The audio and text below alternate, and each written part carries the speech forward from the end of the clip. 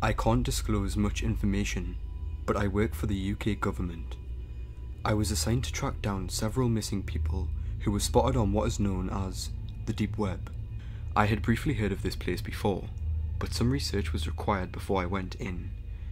It is a place where criminals can be safe, contract killers, live stream murders, child pornographers, the darkest depths of the internet. Time to get to it. I fired up my PC and downloaded the Tor browser. No problems, installed and up and running in a matter of moments. Due to my prior research, I knew the hidden wiki would lead me to find the sites I needed. The missing people had been spotted on a live stream torture site. This is where I started. So many horrific acts. I saw one where someone captured a homeless man and the director was commenting on what he wanted done to him. He had his eyes gouged out, face cut and skinned, all live.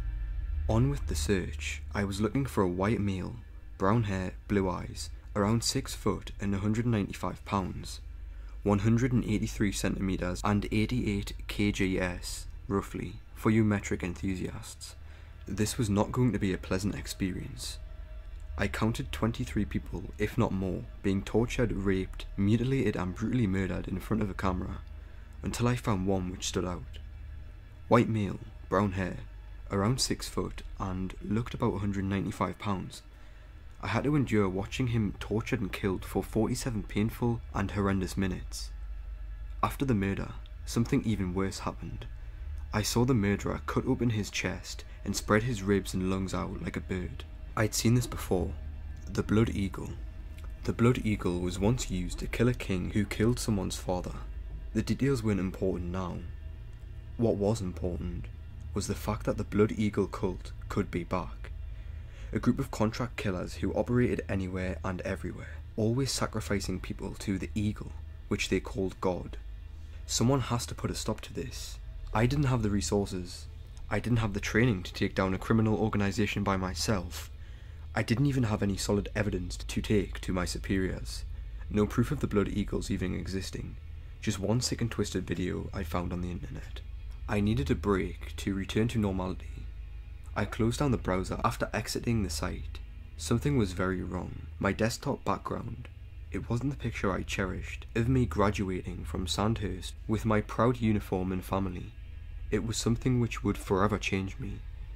A picture of a corpse, with his ribs spread open and his lungs on display. A blood eagle. I couldn't take any more. I gasped and powered down my computer. A virus? It must be used to scare the sickos who watch those things. I ran out of my office, but I heard my computer whirring into life. Dashing back into the room, I stared in horror at the monitor. No blood, no gore, just some words. My name, then the words, "The eye of the eagle sees all." How did they remotely turn on my computer? How the fuck did they know my name?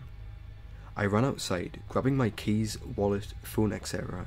I quickly took a breath of fresh air and walked. I just walked for a while. In the real world. It was just a computer virus, right? Wrong. I couldn't be out too long. My wife would be coming home from work. She can wait. I was scared. For once I was truly scared. Terrified, you could say.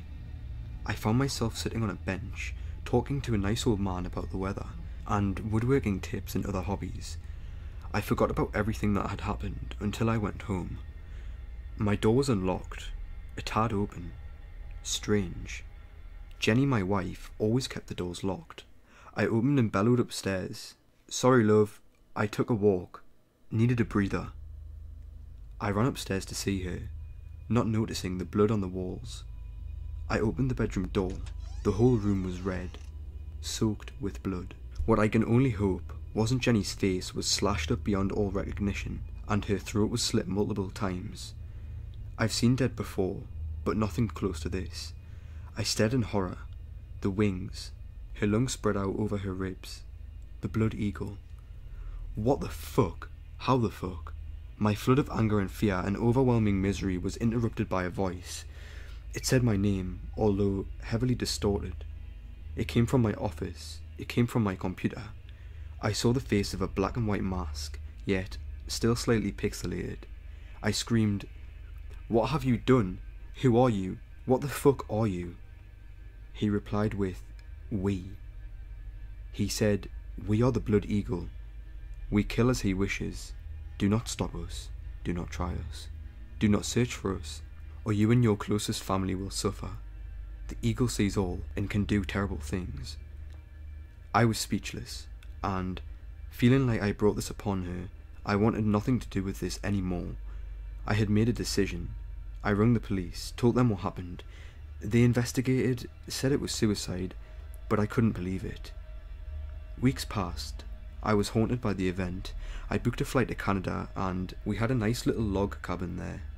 I packed almost everything I had, my trusty shotgun, clothes, all my cash in Canadian dollars. I left my life behind, quit my job. I never wanted to go back to the deep web, or have anything to hear from it. I keep to myself, and live a relatively simple life. Therapy helped me recover. I am happy now. Years have passed. I feel safe. Almost. However, let this be a lesson to everyone. The eagle sees all. Want to look into them? Want to stop them? Fine by me. I'm not paying for your funeral, or the guy resembling your mangled corpse. This story happened to my friend on the deep web. I had a pretty scary experience too, but mine was a few years ago. This story happened to my friend just 1 week ago. For those who don't know, the deep web is pretty much the internet that isn't indexed by search engines like Yahoo, Google, Bing, etc. It can only be accessed by special software such as Tor. To give you some context, this is the friend that showed me how to get onto the deep web.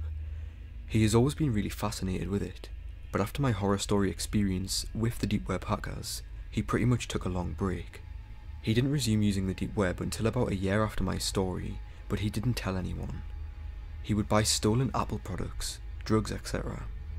About a week or two ago, he was buying some cocaine. It wasn't from the seller he normally buys from, but it was really cheap. So he gave the seller his address and a fake email he used so they could stay in contact until the deal was done. He wasn't too worried. This guy seemed professional, and it was the same procedure for most of his purchases. My friend told him to ship it in a movie case or something that his mom wouldn't expect to have drugs in. This was probably his biggest mistake. He let the man know he was just a teenager. But my friend isn't the most careful of people. A few days later, his mom walks in the house and hands my friend a movie that he ordered online. He took it and opened it up, but inside there wasn't any cocaine, just a piece of folded up paper. He opened it up and it read, "There has been a problem. Email me for details." At the bottom, the man had left a new email for my friend to contact. My friend got on his email and asked the guy what the problem was. He responded, "Something has happened.